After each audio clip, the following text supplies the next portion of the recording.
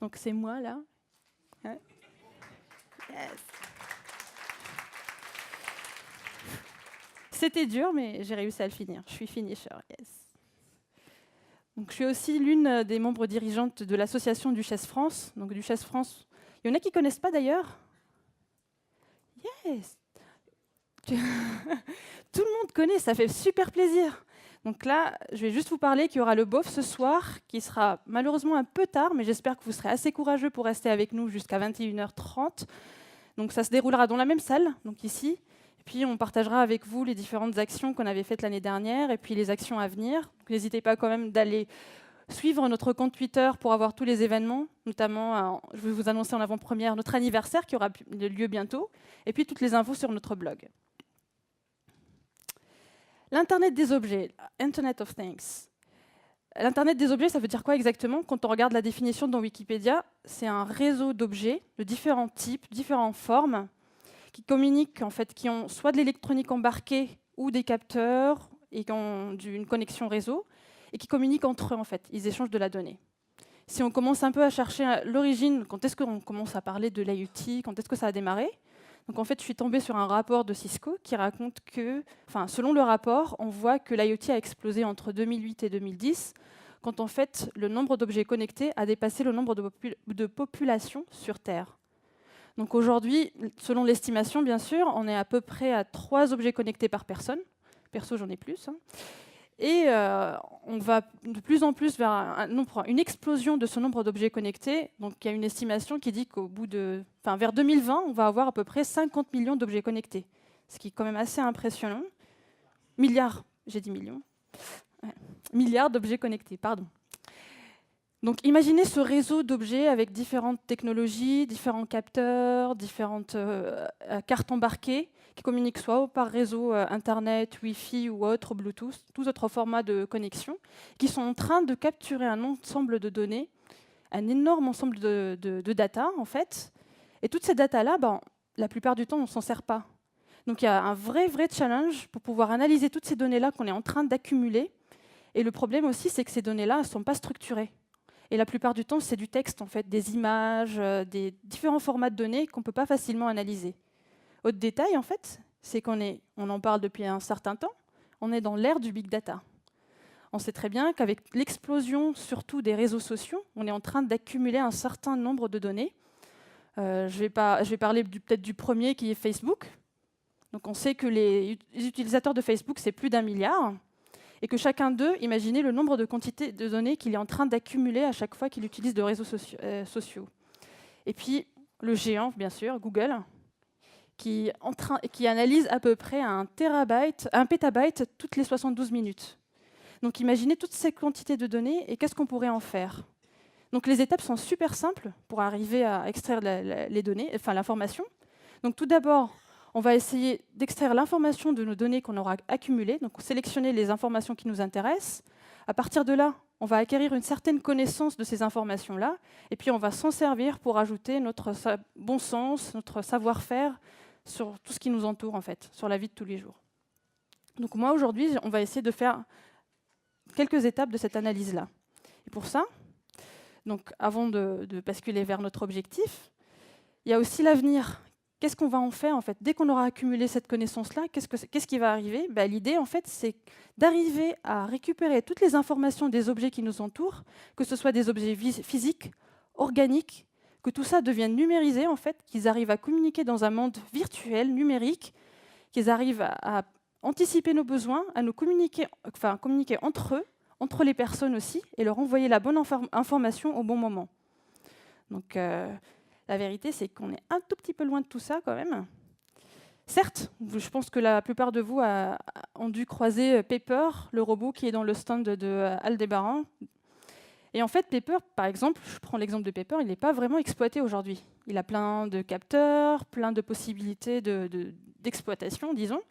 Mais actuellement, on n'en fait rien. La plupart des entreprises qui ont acheté Pepper, ils s'en servent pour un agent d'accueil, malheureusement.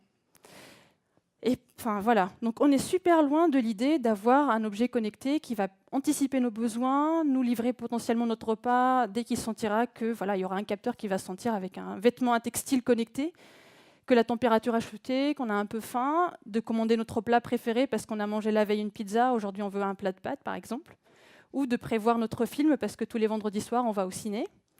Donc on est un tout petit peu loin de tout ça, et aujourd'hui je vous propose plutôt de se concentrer dans mon monde à moi d'IoT et mes objets connectés. Comme je vous ai dit au début, je fais de la course à pied. Donc pour faire de la course à pied, j'utilise certains objets connectés. Donc la première fois, quand j'ai démarré, en fait, j'avais juste mon téléphone. J'avais installé une application, pour ceux qui pratiquent un peu la course à pied, ça s'appelle Runkeeper. Et ça permet de mesurer certaines métriques quand je fais de la course à pied. Donc notamment ma vitesse, l'allure, l'itinéraire que j'ai suivi, etc. Donc j'arrive à avoir certaines mesures et un peu améliorer mon training. Après l'utilisation de l'application, en fait, le Père Noël, qui est là, m'a offert la Garmin Watch il y a 2 ans. Donc j'ai commencé à utiliser un objet connecté un peu plus sophistiqué, qui était très spécialisé pour la course à pied. Donc je suis arrivée à avoir mon allure en temps réel, inversement à Runkeeper, donc c'était plus précis. J'arrive à voir aussi mon rythme cardiaque, ma VO max, donc le volume d'air que je pouvais faire, mon niveau de volume d'air à chaque fois que je fais des exercices, et plein d'autres métriques assez intéressantes pour la course à pied. Et puis j'ai fait comme les orgas de Devox l'année dernière, qui se sont tous offerts ce petit gadget, le Withings, qui permet de calculer le nombre de pas. Donc ça aide un peu à avoir une activité physique, s'assurer une activité physique quotidienne. Et donc c'est un petit capteur qu'on met dans sa poche, et puis à la fin de la journée, on peut savoir si on a fait un nombre de pas suffisant pour dire qu'on a passé une journée saine. Et il mesure aussi d'autres métriques, notamment pour le sommeil, la durée du sommeil, etc. Donc en s'inspirant de différents objets que j'ai eu l'occasion d'utiliser, je vous propose aujourd'hui de faire de la reconnaissance d'activité physique en se basant d'une des données d'un capteur, d'un smartphone qui s'appelle l'accéléromètre. Enfin, j'ai dit smartphone parce qu'il se retrouve dans tous vos smartphones actuellement, et pas que. Donc aujourd'hui, je vous propose d'essayer de prédire si on est en train de marcher, courir, être debout ou assis. Et donc ce genre d'analyse, par exemple, ça pourrait servir pour les médecins, notamment s'ils veulent faire la gestion de l'état de santé de certaines personnes souffrant d'obésité ou de mobilité réduite et autres. Donc histoire de voir s'ils ont une journée assez active ou pas. Comme j'ai dit, les données, ça sera via l'accéléromètre. Et en fait, l'accéléromètre, c'est un petit capteur de mouvement que vous avez tous dans vos smartphones et qui permet de mesurer notre accélération selon 3 axes. Donc on a l'axe des X, des Y et des Z. Donc il est déjà utilisé pour plein d'applications sur les smartphones, notamment quand vous faites de la navigation pour estimer le temps d'arrivée, etc. Il se base un peu sur votre allure, donc sur l'accéléromètre et plein d'autres capteurs, bien sûr, pour pouvoir estimer votre temps d'arrivée. Et donc l'accéléromètre renvoie 4 mesures. Donc le premier, c'est le timestamp, donc l'instant, et puis les 3 forces selon les 3 axes. L'unité, c'est mètres par seconde au carré. Et là, en fait, ce qui va se passer, c'est qu'on va prendre plusieurs mesures pendant une durée de temps. Et donc toutes ces successions de mesures pendant une durée de temps, c'est ce qu'on appelle une série temporelle, les time series. Pour faire ces mesures-là, donc la première étape, c'était de récupérer les informations de mon smartphone. Et pour ça, j'ai fait une petite application Android qui est toute simple, en fait, qui se connecte à ce capteur-là, qui va récupérer les informations en temps réel, et puis je vais les poster. Donc là, je vous montre juste les écrans que j'avais faits, qui sont assez basiques. Donc là, je mets mon serveur vers qui je vais poster les données. Donc dès que j'appuie sur le bouton Start, je bascule sur un autre écran. Donc au début, je n'ai pas de valeur de mesure. Et dès qu'on clique sur le bouton Start, on commence à voir en temps réel l'affichage des différentes valeurs qui sont mesurées par notre accéléromètre. Le code est bien sûr disponible sur mon GitHub. Vous pouvez le récupérer, modifier, vous amuser avec. Et donc, qu'est-ce qui se passe ensuite, en fait? Après que l'application récupère les données, en fait, on va les poster sur un serveur REST, et ce serveur-là va les stocker dans une base de données. Et donc, pour stocker mes données, j'ai choisi comme base Cassandra. Je ne vais pas dire qui ne connaît pas, parce que je pense que tout le monde connaît. Qui a déjà utilisé Cassandra? Oh, pas mal. C'est bien. Alors, je vais quand même faire un petit rappel pour ceux qui ne connaissent pas très bien Cassandra. Donc, Cassandra, c'est une base de données qui a été créée par Facebook. C'est un projet open source, bien sûr, depuis 2008. On est à la version 3.5, la dernière version qui est sortie. Et puis, Cassandra, c'est une base de données NoSQL orientée colonne qui tend de plus en plus vers une abstraction du type table distribuée. Donc, si vous êtes intéressé par lire un peu plus de doc, DataStax supporte beaucoup, Cassandra, la solution Cassandra, et puis offre beaucoup de documentation dessus. Donc c'est scalable, c'est très facile à mettre en œuvre, on peut avoir plusieurs data centers, ce qui nous permet d'avoir de la haute disponibilité. Et donc on va juste s'intéresser à un aspect de Cassandra qui est l'écriture, quand on stocke nos données. En fait, voilà, donc là ce que je vous montre, l'instruction, c'est du CQL, du Cassandra Query Language.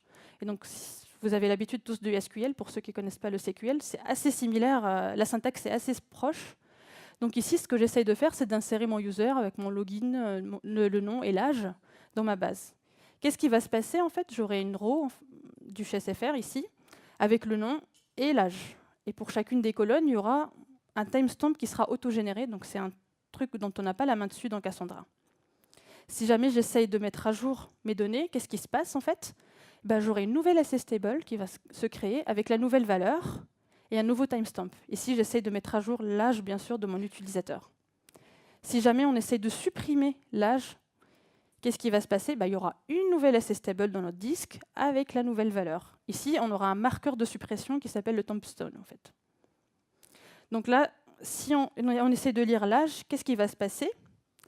Donc en fait, on va récupérer les 3 SSTables, on va les remonter en mémoire et on va les lire et garder que la colonne avec le timestamp le plus élevé. Et dans notre cas, ça sera la dernière valeur qui est la suppression. Donc il va nous dire qu'il n'existe plus, qu'il est vide. Et donc là, vous voyez qu'à chaque fois qu'on fait une insertion, une mise à jour, une suppression, il y a une écriture dans le disque et on crée une nouvelle SSTable. Vous allez me dire, OK, au bout d'un moment, en fait, je vais saturer mes ressources et je ne pourrai plus stocker quoi que ce soit. Non. Parce qu'en fait, avec Cassandra, il y a un mécanisme automatique qui s'appelle la compaction. Et donc, c'est un mécanisme qui s'enclenche tout seul, et au bout d'un moment, il va créer une nouvelle SSTable, il va récupérer nos SSTables, les lire, ne garder que les colonnes avec le timestamp le plus élevé, et créer une nouvelle SSTable et copier les valeurs dedans. Et donc, toutes ces SSTables, elles vont disparaître. Ce qui est génial, hein. Sauf que là, au début, on veut stocker les données de notre accéléromètre. Donc, on a des données historiques. Donc, si jamais la compaction arrive, en fait, je vais perdre la moitié de mes données, et j'en ai besoin. Et pour cela, en fait, on va choisir un modèle spécifique. Donc, en fait, on va stocker des données historiques. Donc, on va faire du time series data model avec Cassandra. La première étape, c'est quoi? C'est d'identifier les informations qui ne changent pas. Dans mon cas, je peux dire que chaque utilisateur pour qui je vais faire les mesures, il sera unique. Et puis, le timestamp, l'instant de mesure, il sera toujours unique. Je n'aurai qu'une seule mesure par timestamp et par utilisateur. Donc là, ça permet de détecter déjà 2 informations qui m'intéressent. Et donc je sais que si pour chaque utilisateur et pour chaque timestamp, je pourrais stocker autant de mesures que possible depuis mon accéléromètre.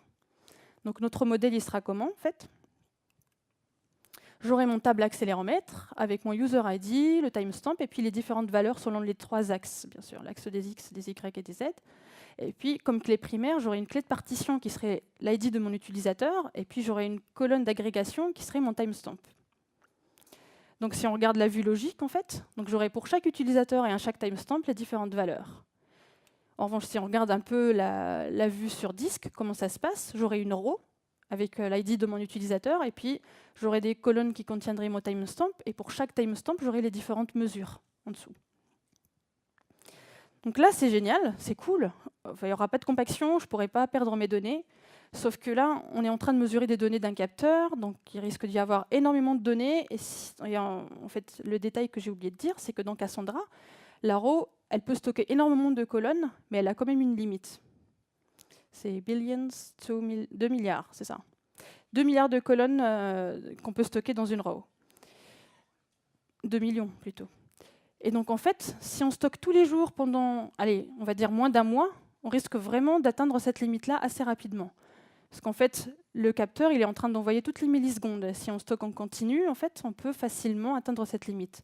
Donc l'idée, pour éviter d'atteindre cette limite et de stocker toutes les données, on peut rajouter une autre information à notre modèle, qui serait par exemple la date du jour. Donc on peut stocker par jour, par utilisateur et par timestamp. Et dans ce cas-là, en fait, j'aurai une clé primaire composée de mon user ID et de la date. Je garderai toujours ma colonne d'agrégation qui serait le timestamp. Et si jamais je veux récupérer mes données, comment ça se passe? Donc il y aura aussi la vue logique. Donc j'aurai pour chaque utilisateur et chaque date les différentes valeurs. Et puis si on regarde sur disque, c'est ce qui nous intéresse le plus. En fait, j'aurai une row par jour. Et pour chaque row, je sais très bien que par jour, je ne pourrai jamais atteindre la limite. Bien sûr, si votre modèle est différent, que vous stockez des données qui sont plus importantes, vous pouvez choisir un autre critère que la date du jour. Ça peut être par heure, tout dépend des données que vous aurez à collecter. Et l'autre détail, en fait, c'est que si jamais je veux lire les données que j'aurais déjà stockées dans Cassandra, je ne peux pas tout récupérer d'un coup. Donc on est obligé de faire ce qu'on appelle les range queries, des requêtes par plage. On fait des plages de requêtes, en fait. Donc là, on est obligé à chaque fois de spécifier la clé primaire, c'est obligatoire pour récupérer les informations, c'est ce qui permet d'identifier le row dans le disque. Et puis ensuite, on va indiquer l'intervalle de temps. Enfin, ici, dans mon cas, c'est le timestamp qui est ma colonne d'agrégation. On va indiquer l'intervalle de temps qui nous intéresse pour récupérer les différentes accélérations qui ont été stockées. Il y a une autre manière de faire. Donc, à part ça, dans le requêtage, mis à part le stockage, ce qui nous intéresse ici, c'est qu'on stocke des données historiques. Et ce qui est intéressant avec les données historiques, c'est de récupérer toujours les informations les plus récentes d'abord. Donc on ne va pas analyser les données qui datent d'une semaine, on aimerait bien analyser les données qu'on vient tout juste de stocker, c'est ce qui est plus pertinent. Notamment s'il y a de la fraude à détecter, dans le cas de paiement en ligne, on aimerait bien détecter la fraude sur les données qui viennent tout juste d'arriver et pas les anciennes données. Donc dans ce cas-là, ici, quand on stocke nos informations, on peut choisir un ordre d'agrégation, donc clustering, plutôt un ordre de récupération des infos. Et donc là, je vais lui dire, il faut me récupérer les données à chaque fois que je requête ma table, en se basant sur le timestamp et en récupérant les plus récentes d'abord. Donc là, j'ai fait un ordre descendant pour commencer par les plus récentes vers les plus anciennes. Et si jamais je n'ai pas besoin de stocker mes données, de les garder trop longtemps dans ma base, en fait, j'ai besoin juste de les stocker temporairement pour faire un petit calcul parce que je dois les combiner avec d'autres informations et autres. Donc en fait, on peut utiliser ce qu'on appelle le time to live, le TTL, qui affecte une durée de vie à chaque colonne, à chaque information qu'on aura insérée. Donc là, on définit notre TTL, notre donnée est stockée pendant un nombre de temps, et puis après, elle sera supprimée automatiquement. Donc là, il faut bien sûr choisir le bon TTL pour garder la donnée et le temps de faire votre analyse. Donc on a vu comment récupérer depuis notre Android, comment la stocker, et là, on va voir comment analyser notre information. Et pour analyser l'info, moi, j'ai choisi comme solution Spark. Qui a déjà utilisé Spark? C'est bien, c'est bien. Il y a des bras qui se lèvent, parce que d'habitude, il n'y a pas de bras qui se lèvent pour Spark. Donc pour ceux qui n'ont pas utilisé Spark, je fais un petit rappel aussi rapide. Spark, c'est un projet qui a été créé par Humplab. C'est un projet open source. On est à la version 1.6.1. C'est un projet totalement écrit en Scala. Pour les fans de Scala, c'est top. Et puis, ça permet de faire des calculs distribués en mémoire vive. Spark, c'est très supporté par Databricks. Donc, si vous êtes intéressé par lire un peu plus de doc dessus, trouvez les exemples tout basiques, les Hello World. Je vous conseille d'aller dessus. Donc, l'écosystème de Spark se compose de Spark Core, qui est le projet principal. Donc, il supporte plusieurs langages, Java, Scala, Python et R.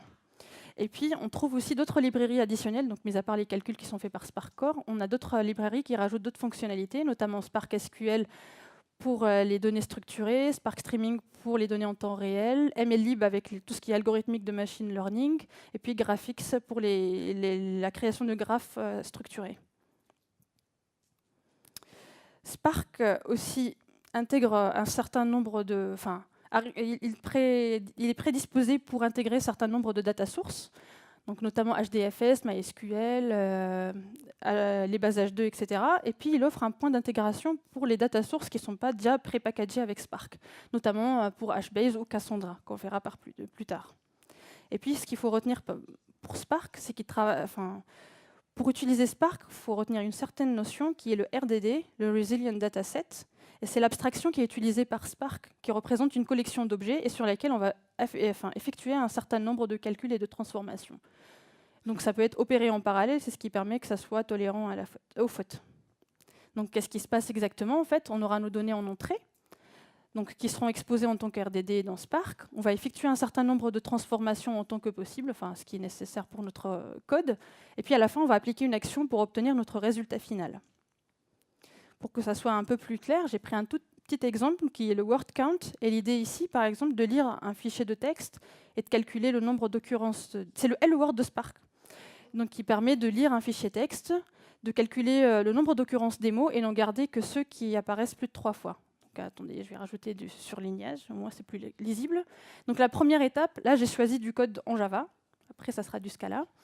La première étape, c'est de donner le nom de notre application. Là, je le lance en local, donc en mode standalone. Je lui dis d'utiliser autant de workers que possible, donc l'étoile. Ensuite, j'initialise mon Spark Context. Par la suite, donc, je dois récupérer mes données et appliquer mes transformations. Dans mon cas ici, donc, je lis mon fichier texte. Donc, je vais ensuite splitter pour avoir toute la liste des mots possibles. Ensuite, je vais créer des tuples pour chaque mot. Donc, au début, je vais appliquer à chaque mot une valeur 1. Ensuite, je vais les regrouper pour que chaque mot ait le nombre d'occurrences, donc la somme de toutes les valeurs. Et à la fin, je vais rajouter une autre transformation qui permet de les filtrer et ne garder que ceux qui apparaissent plus de 3 fois. Et donc, à la fin, j'applique ma dernière action qui me permet, dans ce cas-là, de récupérer ma liste de résultats. Donc là, je vous ai montré le conf de Spark vite fait. Donc, il faut savoir que Spark fonctionne avec un cluster manager. Ça peut être soit en mode local, donc en standalone, ce que j'avais fait dans l'exemple, ou avec Mesos ou Yara. Ce qui se passe, c'est que le cluster manager va être responsable d'acquérir les différentes ressources, d'appeler les différents worker nodes, donc les exécuteurs de notre code, et puis appliquer les différents calculs qu'on aura définis dans notre code. Ce qu'il faudra juste retenir pour Spark, c'est que c'est rapide, assez flexible et très très facile à utiliser. Donc là, je vous ai montré un tout petit peu l'outil, comment ça fonctionne et comment on peut effectuer les calculs. Ce qui nous intéresse, c'est de le faire en temps réel. Parce qu'au final, on est en train de stocker des données temps réel depuis un capteur, et ça serait intéressant de faire l'analyse en temps réel. Donc la première étape pour faire du temps réel, il faudrait arriver à faire communiquer Spark et Cassandra. Et pour ça, c'est pas compliqué. Il y a un projet qui existe déjà et qui s'appelle Spark Cassandra Connector. Donc c'est un projet open source qui est totalement écrit en Scala et qui permet de charger les données qui sont dans Cassandra vers Spark, et ou l'inverse. Si jamais on fait des calculs sur Spark et qu'on aimerait bien les stocker, on peut récupérer le résultat et le stocker directement dans Cassandra grâce à ce connector. Donc il est disponible sur GitHub, ça a été implémenté par DataStax et c'est complètement, vous pouvez faire des pull requests dessus, c'est complètement open source. Qu'est-ce qui se passe réellement avec le connector? C'est qu'il va se connecter à notre base et il va exposer toutes les données, donc toutes les tables qu'il y a dans Cassandra en tant que RDD. Donc c'est l'abstraction qui intéresse Spark et qui est utilisée pour faire les calculs. Donc il va récupérer les tables en tant qu'RDD ou des streams, ce qui nous intéressera pour le Spark Streaming après. Et si on regarde un peu plus notre conf, donc tout à l'heure, il y avait juste le nom de l'application et le mode de lancement de Spark. Là, en fait, quand on va utiliser le connector, il faut rajouter 2 autres informations qui sont relatives à la base de données, notamment l'IP de la base et puis le port qu'on aura utilisé si ce n'est pas le natif. Et donc ensuite, qu'est-ce qui se passe? Donc la première étape, c'est on va utiliser la librairie. Donc c'est du Scala, je n'ai pas dit, mais j'ai switché en Scala. La première étape, c'est de récupérer les données qui sont stockées, par exemple ici dans ma table training, qui contient les informations d'accélération d'entraînement.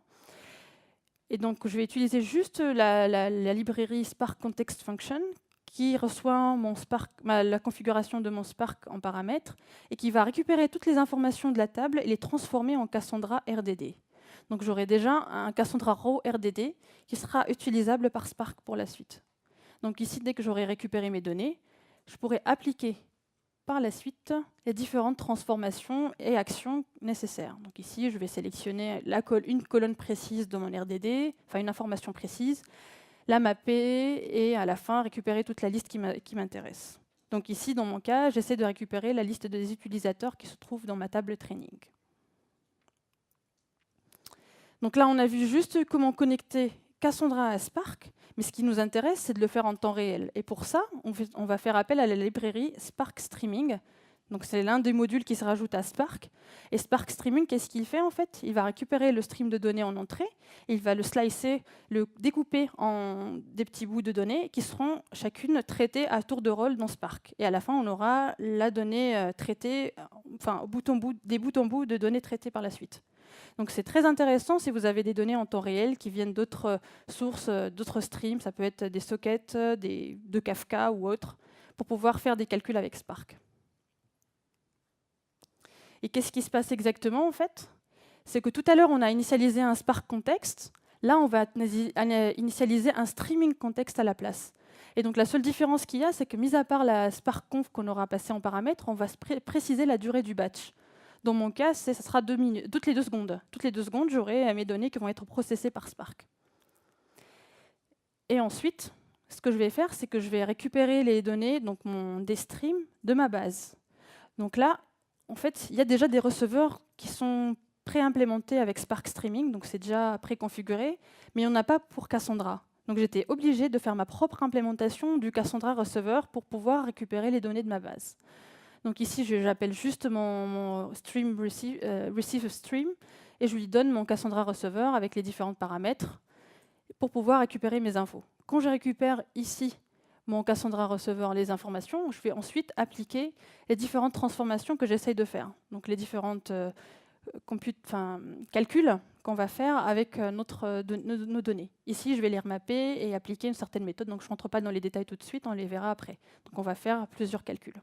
Et à la fin, quand on aura défini les différentes étapes à faire, on va lancer notre batch de Spark, enfin notre Spark Streaming. Donc là, on va lui dire de commencer et de s'arrêter à la condition d'arrêt qu'on aura spécifiée à l'avance. Et donc, j'avais dit que le Cassandra Receiver, je l'ai implémenté moi-même. Et en fait, pour ça, c'est tout simple. Il faut juste étendre la classe Receiver et overrider deux méthodes. Ici, dans mon cas, c'est les deux méthodes onStart et onStop pour le démarrer et l'arrêter. Donc le onStop, j'avais rien à faire.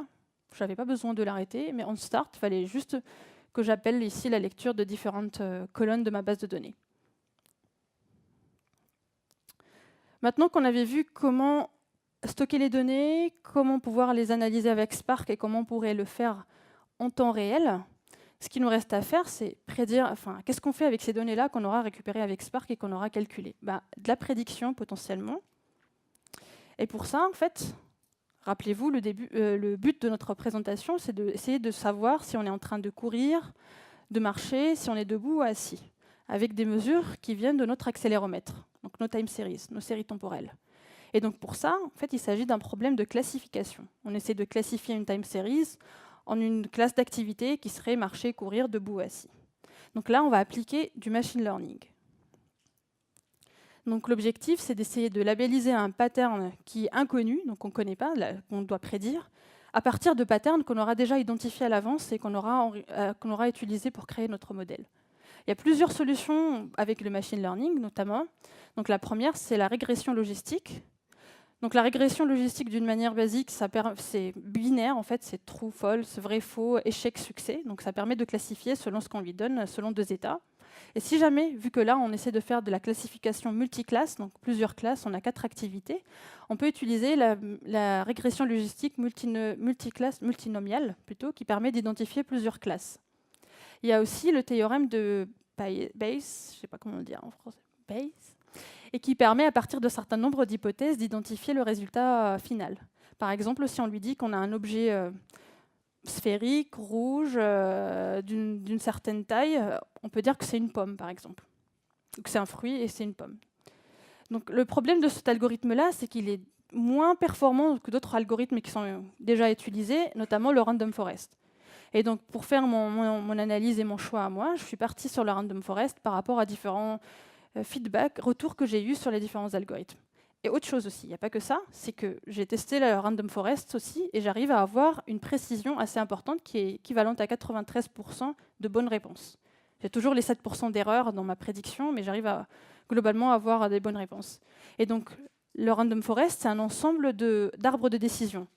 Donc là-dedans, on va trouver, dans notre cas ici, il y aura une dizaine d'arbres de décision, avec selon les valeurs qu'on va lui communiquer, en fait, il va savoir l'état final qui pourra correspondre à notre prédiction. Et pour utiliser le random forest, j'ai fait appel à Spark MLlib, qui contient des algorithmes de machine learning. Autre précision, c'est que là, on parle d'un un apprentissage supervisé. C'est que la machine, elle ne fait pas du deep learning, elle ne va pas comprendre elle-même ce qui se passe. On va d'abord l'entraîner, lui donner des jeux de données d'entraînement dont on connaît déjà le résultat. Notamment, on va lui dire ici, j'étais en train de courir, ici, j'étais debout, etc. Et ça va servir à la machine pour l'entraîner, donc à notre modèle. Et à la fin, dès que le modèle sera prêt, on pourra lui filer des features, donc des calculs qui ne seront pas labellisés, et elle pourra nous dire qu'est-ce qu'on était en train de faire. Donc il y a plusieurs étapes à suivre. La première, c'est collecter les données labellisées, donc les données avec l'information déjà connue de l'activité, si on est en train de courir, marcher, etc. Ensuite, on va essayer d'identifier les caractéristiques de chaque donnée qu'on aura récupérée. On va calculer ces caractéristiques-là qu'on aura déjà identifiées. On va ensuite créer notre modèle qui va servir pour la prédiction. Et à la fin, on va prédire notre activité. C'est le but, bien sûr, de notre application. Je vais faire déjà un premier remerciement à mes amis, l'échantillon, qui est déjà... Enfin, ils ne sont pas tous là, mais il y en a qui sont présents dans l'auditoire. Et c'était l'échantillon de personnes à qui j'ai fait appel pour stocker les données labellisées et faire l'entraînement de mon modèle. Donc vous voyez, c'est un petit groupe d'amis. Et ensuite, en fait, ce que j'ai fait avec mes données, c'est que je les stockais dans ma table training. Donc la table training, la différence avec la table d'accélération que je vous ai montrée tout à l'heure, c'est que ici, je connais déjà l'activité. Donc j'ai stocké le user, l'activité déjà connue et les différentes valeurs d'accélération qui sont le timestamp et les 3 forces, bien sûr. Et donc ma clé était composée, c'est une clé primaire composée avec le user ID et l'activité. Ensuite, donc pour faire ça d'ailleurs, j'ai un autre menu depuis mon application Android qui est ici avec le bouton Collect Data où on bascule sur un autre menu. On peut saisir le nom de l'utilisateur et puis on a une drop list ici avec les différentes activités. Donc chacun des personnes à qui j'ai demandé de récupérer les informations, ils choisissent l'activité et cliquent sur le bouton Start. Donc j'ai mis un petit délai, un petit temps de retard, genre 5 minutes. Au bout de 5 secondes, la soumission des données commence vers le serveur. En fait, pourquoi j'ai fait un petit retard de démarrage, c'est histoire d'éviter de faire le nettoyage des données par la suite. Parce qu'on peut dire, hop, on commence à courir, mais on était encore debout, et le temps qu'on commence, on aura un petit délai de données qui ne sont pas forcément correctes. Et donc j'ai mis quand même une durée, au bout de 20 secondes, le chrono s'arrête, et puis on ne poste plus au serveur. Et dès qu'ils entendent le pip au téléphone, ils s'arrêtent de courir ou de marcher, etc. Donc c'était une petite astuce pour éviter un traitement de données par la suite. Donc à partir de là, j'ai récupéré un certain nombre d'informations que j'ai stockées dans ma base Cassandra. Donc j'ai le nom de l'utilisateur, l'activité et puis les différentes infos. Et puis, un point très très important, je vous ai montré, il y avait 5 personnes sur la photo tout à l'heure. Donc il n'y a pas de volumétrie de données assez importante. C'est vraiment un petit jeu de données que j'ai utilisé pour faire la démo. Donc ici, je suis à 1,6 mégaoctets, c'est tout petit. Donc on ne parlait pas de big data, même si j'utilise des solutions qui peuvent être appliquées pour des volumétries de données assez importantes.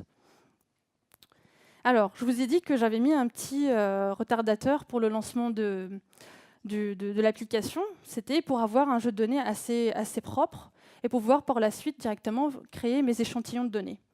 Donc c'est la première étape à faire. On récupère toutes les données, par exemple, des personnes qui sont en train de courir. On va obtenir une time series assez importante avec les différentes mesures. Première étape, c'est de les découper en petites durées, donc créer des windows, ce qu'on appelle des windows. Et ça dépend vraiment de vous. Ça dépend des données qu'on a et de la période qui nous intéresse.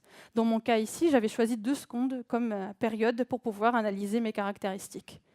Dès que je récupère la petite intervalle de temps qui m'intéresse, je vais faire l'identification des caractéristiques, les features. Et chaque caractéristique, en fait, on va essayer de différencier les états, donc courir ou marcher. Donc là, on a debout et assis. Là, c'est pour le assis et là, c'est debout. Et donc, rien que par voir notre série temporelle, on arrive à identifier une caractéristique qui permet de les différencier. Notamment ici, je vois que la courbe des Y, elle est toujours au-dessus quand je suis assise et vice-versa quand je suis debout. Donc un truc tout bête, si je veux différencier ces 2 états-là, je vais dire, je fais la différence entre ces valeurs-là et l'une des valeurs des courbes, par exemple la courbe des X. Ça me suffit de savoir si la différence est positive ou négative, si je suis debout ou assis. Donc là, c'est assez simple. Si on regarde un cas un peu plus compliqué, disons, donc le fait de courir, de marcher, et là de courir. Donc je vous propose de vous concentrer sur la courbe noire. Vous voyez ici, quand on est en train de marcher, c'est un peu plus, les courbes sont un peu plus lentes, smooth, un peu plus souples, disons, je sais pas, avec une amplitude un peu plus importante. Il n'y a pas de pic, en fait, c'est ça que j'essaye de dire. Et quand on est en train de courir, la fréquence elle est plus importante et on a beaucoup de pics, beaucoup d'oscillations dans notre courbe. Donc là, ce qu'on pourrait faire, c'est mesurer l'amplitude, en fait, entre les différents sommets de nos courbes. Donc là, ça serait important. Si l'amplitude est assez importante, on sait très bien qu'on est en train de marcher, parce que ça, c'est très long. Et si l'amplitude elle est assez réduite, on sait très bien qu'on est en train de courir. Mais il n'y a pas que ça. Donc on combine plein d'autres formules de statistiques, notamment l'accélération moyenne, on peut avoir la différence moyenne aussi, la variance, l'écart type, la résultante, donc le résultante plutôt, et plein d'autres formules qui permettent de distinguer les différents états. Donc c'est des formules de géométrie classiques. Et pour cela, là je parle de théorie, mais si on regarde un peu le code, comment ça pourrait se faire. Donc là, première étape, c'est de récupérer les informations qui m'intéressent de ma base de données et que j'aimerais bien utiliser pour faire mes calculs. Donc là, j'ai un premier vecteur avec les différentes accélérations pour les différents cas. Et puis au-dessus, j'ai mes données d'accélération que j'ai transformées en vecteurs. Ensuite, ce que je vais faire, tout simplement, je vais utiliser cette classe-là. Cette classe-là, elle est déjà fournie par SparkMLlib. Et cette classe-là a déjà des méthodes prédéfinies pour tout ce qui est calcul de formules de statistiques. On n'a rien à faire. On a vraiment juste à appeler les différentes méthodes. Ici, pour calculer la moyenne, la variance, tout est déjà prédéfini en fait avec cette classe. Certes, ce n'est pas aussi riche que le langage R qui contient plusieurs formules de statistiques, mais on a largement pour faire déjà différents calculs. Et pour les différentes caractéristiques qui ne sont pas déjà fournies avec, vous faites vos petites méthodes qui permettent de faire les calculs. Et donc à la fin de nos calculs, on va obtenir nos différents résultats ici. Donc c'est des arrays qu'on va transformer. Donc tous les résultats, on va les transformer en vecteurs, parce que c'est ce que prend la classe labelledPoint, et on va créer ce qu'on appelle des points labellisés, les labelledPoint, qui vont servir à la construction de notre modèle de random forest. Donc on va lui fournir un certain nombre de caractéristiques, donc le calcul en un vecteur, on respecte l'ordre tout le temps bien sûr, et puis on va appliquer le label à côté en disant tous ces calculs-là, c'était quand j'étais en train de courir, ça c'était en train de marcher, etc., etc. Et je le fais plusieurs fois. Donc n'oubliez pas qu'on a échantillonné notre time series. Donc tous les petits échantillons, je fais les calculs, je crée un point. Je fais les calculs, je crée un point. Et à la fin, j'aurai une liste de points que je vais rajouter à mon modèle. Mon modèle qui m'intéresse, forcément, c'est le random forest, qui nécessite un certain nombre de paramètres. Donc pour vous rassurer, la moitié des paramètres sont par défaut. Je n'ai rien changé.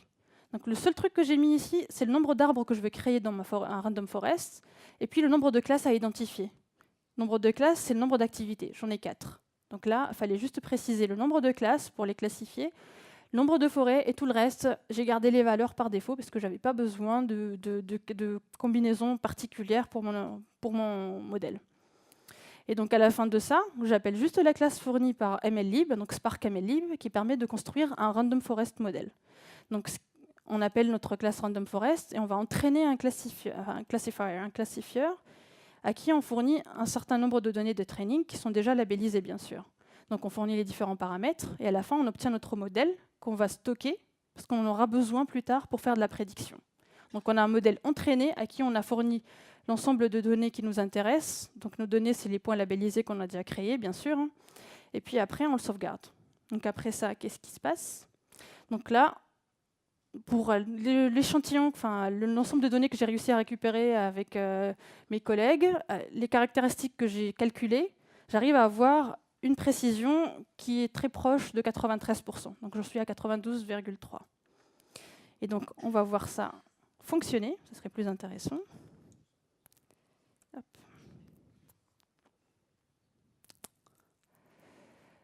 Donc la première partie que je vais vous montrer, c'est mon serveur REST. C'est une petite application Spring Boot avec un contrôleur qui va récupérer les informations que je vais poster. Donc je vais déjà le démarrer. Donc c'est tout simple, vous voyez que j'ai un simple contrôleur ici. Vous voyez bien ou pas? Ouais. Je vais agrandir peut-être. Un simple contrôleur qui reçoit les informations, donc mon accélération, et qui la stocke directement dans Cassandra, ici. Et puis c'est tout. Et en dessous, j'ai fait un petit affichage pour récupérer le résultat de la prédiction et de l'afficher dans une page web toute simple. C'est très rudimentaire.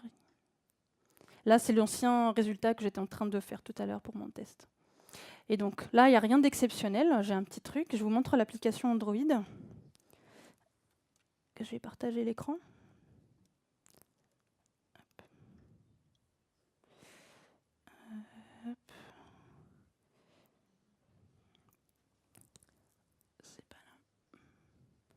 Donc on va utiliser Visor, s'il veut bien. Nope, il n'y a pas de pin. Ça, je vais fermer, je le redémarre.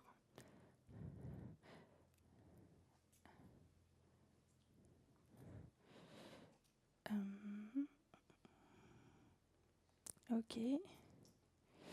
Et donc là, je démarre mon application. Je vais revenir en arrière, j'ai dû cliquer trop vite. Et donc là, vous voyez, j'ai mon écran principal. Donc j'ai l'URL de mon serveur REST. Oups, ça a disparu. Et puis en dessous, quand je passe sur le menu Start, donc je bascule sur le menu qui permet de poster en temps réel les informations. Et si je clique sur Start, donc je vais le lancer. Donc là, il est posé à plat, donc il va croire que je suis je suis assise. Je n'ai pas lancé encore Spark. Je vais juste lancer pour voir les informations affichées, donc les logs qui s'affichent ici. Donc on voit que c'est posté en temps réel. Vous voyez que c'est en train de passer. Je vais l'arrêter. Hop. Et donc je vais passer à la partie la plus intéressante, qui est Spark. Et donc ici, donc je vais vous montrer mon service de prédiction. Donc là, j'ai ma conf Spark, avec le nom de l'application, les infos pour Cassandra et le mode de lancement local. Donc là, j'ai choisi 5, j'ai augmenté un tout petit peu par rapport au jeu de données que j'ai. Et puis j'ai mon modèle, j'ai tout initié, et là-dedans, en fait, ici, donc j'appelle mon receveur de données. Je vais faire mon application, je vais appeler le compute ici, qui est juste en dessous, et qui appelle le service feature qui contient normalement toutes mes features. Vous voyez, elles sont là. Et donc, grâce à toutes les features que j'aurai calculées, je crée un tableau de features. En fait, on travaille beaucoup avec les tableaux parce que c'est le type qui est accepté par défaut dans les librairies de machine learning, de MLlib, de Spark. Donc, on crée un tableau avec toutes les features, et ensuite, on crée un vecteur et on l'affecte directement à notre modèle. Et donc là, je vais lancer mon Spark Streaming en live. Et puis, je vais remettre les deux côte à côte, histoire d'avoir les deux logs. Donc là, on voit que Spark tourne. Hop. Mon téléphone, il est en train de poster. Et puis, si j'affiche la page, normalement, il doit afficher au bout d'un moment que je suis assise. Ça se rafraîchit la page, voilà. Ça se rafraîchit au bout de quelques instants, en fait. Et donc, pour faire les différents états, je vais inviter mon petit cobaye. Comme ça, parce que je ne peux pas trop descendre de la scène. Il ne sera pas visible à la caméra, malheureusement, mais je ferai la voix. Donc là, attends, tu pourras le tenir. On va essayer de faire le mot debout, juste comme ça. Ah, bah tiens, c'était trop rapide. Non, walking, tu es encore en train de marcher. Et en fait, là, on va simuler l'état debout, marcher, et puis je vais lui proposer de faire une petite course aujourd'hui. L'état debout, en fait, il y a un tout petit peu plus de taux d'erreur sur cet état debout parce qu'il le confond toujours avec l'état marche. Dès qu'il voit une petite vibration, dès que ça change un tout petit peu les calculs, il voit comme si c'était en train de marcher. Bon, Vincent, ah, c'est bon. Je te propose de marcher au moins jusque là-bas et faire l'aller-retour. Donc pour ceux qui ne voient pas dans la caméra, parce que ça ne sera pas filmé, il est en train de marcher, c'est bon.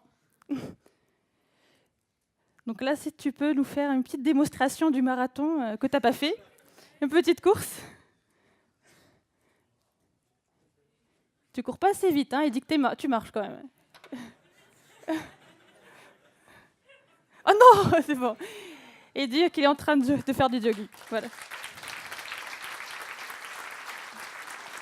Merci beaucoup. Je vais arrêter. Hop. Et on va revenir sur notre présentation.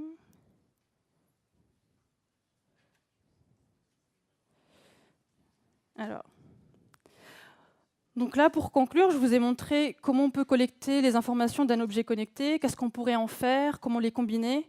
Sachez qu'il n'y a pas qu'un seul capteur, il y a le gyroscope, il y a le capteur de température, et il y en a plein d'autres que vous avez déjà dans vos smartphones. Vous n'avez rien à acheter, juste les exploiter.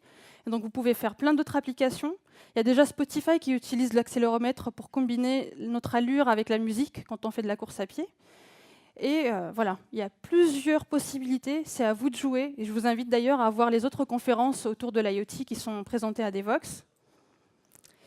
Et puis, je vous donne rendez-vous demain pour ceux qui sont intéressés à faire joujou un peu avec Cassandra et Spark à la LAN party qui aura lieu demain à 11h. Donc c'est un lab. Merci beaucoup.